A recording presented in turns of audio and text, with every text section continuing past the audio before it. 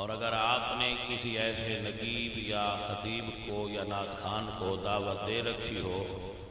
تو ہماری گزارش ہے کہ ان محافل میں ہمیں دعوت نہ دیا کرے۔ کسی بھی سنی آستانے سے ہمیں کوئی تکلیف نہیں ہے۔ الحمدللہ ہم تمام سنی سادات کا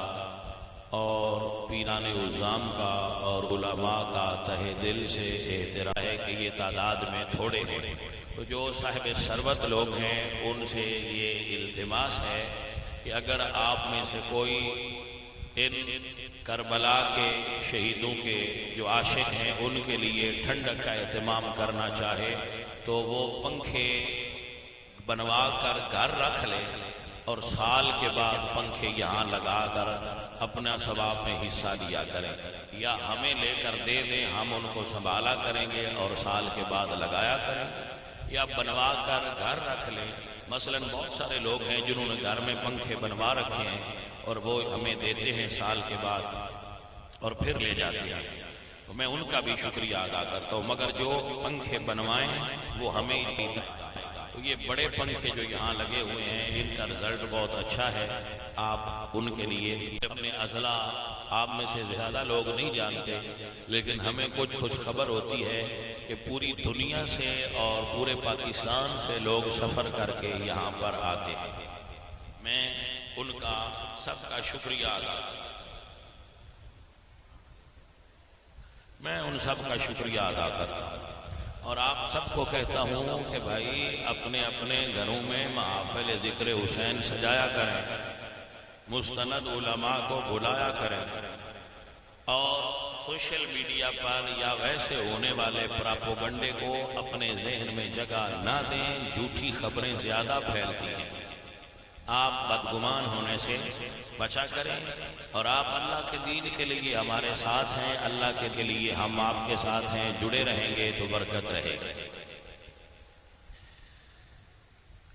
آپ پھر آخری بات کر کے میں تقریر شروع کرنے لگا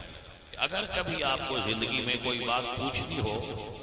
تو کسی اور سے مت پوچھا کریں، میں اتوار کو گھر بیٹھتا ہوں بلا جھجک میرے پاس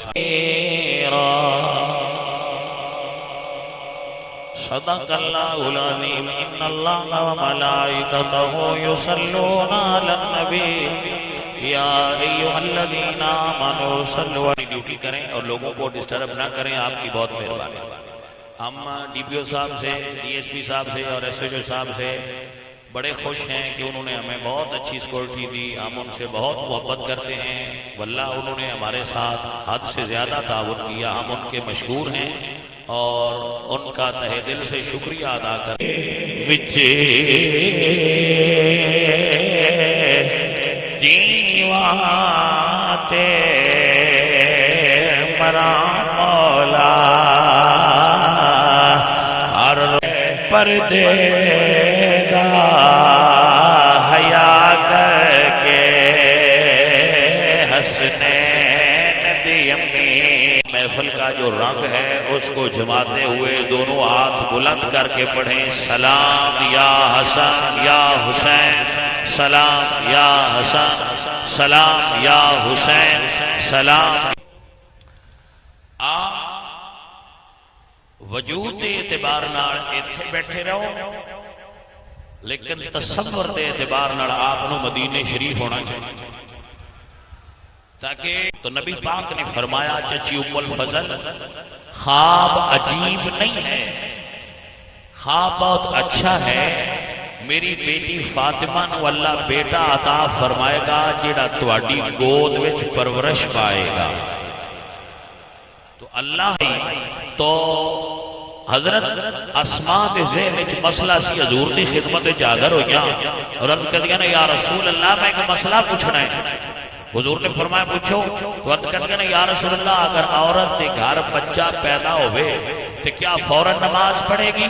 فرمایا نہیں، غسل کرے گی پھر پڑھے گی۔ تو حضرت اسماء کردیاں نے یا رسول اللہ